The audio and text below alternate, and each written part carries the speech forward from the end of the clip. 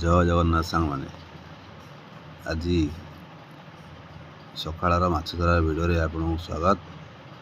ଚାଲନ୍ତୁ ଦେଖିବା ଆଜି ଜାଲରେ କେଉଁ କେଉଁ ମାଛ ପଡ଼ିଛି। ଆଶା କରୁଛି ଆପଣଙ୍କୁ ଏ ଭିଡ଼ିଓଟି ଭଲ ଲାଗିବ।